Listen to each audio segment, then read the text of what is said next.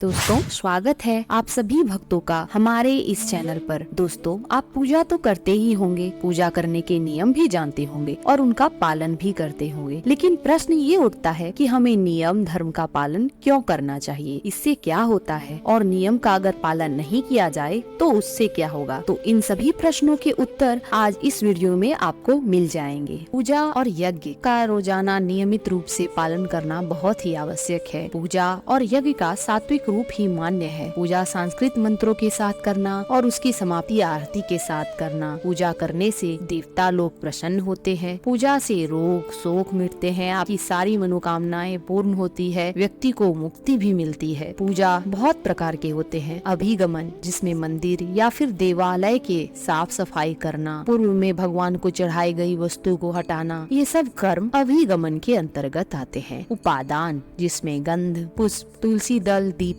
वस्त्र, आभूषण इत्यादि पूजन सामग्री को संग्रह करना उपादान कहलाता है। योग, अपने इष्ट देव की आत्मा रूप में भावना करना योग कहलाता है, जिसको आप मानसिक पूजा भी कह सकते हैं। स्वाध्याय, मंत्रार्थ का अनुसंधान करते हुए जप करना, सूक्त स्तोत्र आदि का पाठ करना, गुण नाम आदि का कीर्तन करना, ये सब स्वाध्याय है। इज्या, उपचारों द्वारा अपने आराध्य की पूजा करना इज्जा के अंतर्गत आती है। इन सब पूजा करने के अलग अलग नियम हैं। पूजा पाठ करते हैं तो हमें इस नियम का पालन करना आवश्यक है। यदि हम पालन करते हैं तो इससे हमारे भगवान की शक्ति बढ़ती है और यही शक्ति हमें आशीर्वाद के रूप में प्राप्त होती है। यदि अब नियम और धर्म का पालन करना छोड़ दें और आप अगर नियम धर्म का पालन नहीं करते हैं, जैसे कि आप बिना नहाए ही भगवान की पूजा करते हैं, साफ स्वच्छ वस्त्र पहने बिना ही पूजा करते हैं, खाना खा लेने के बाद पूजा करते हैं, हाथ पैर को अच्छी तरह से साफ किए बिना, शरीर बिना साफ किए अगर आप पूजा करते हैं तो इससे आपके भगवान की शक्ति घट जाती है, क्योंकि पूजा करने से आपके भगवान की शक्ति बढ़ती है और शक्ति बढ़ने से वो ऊर्जा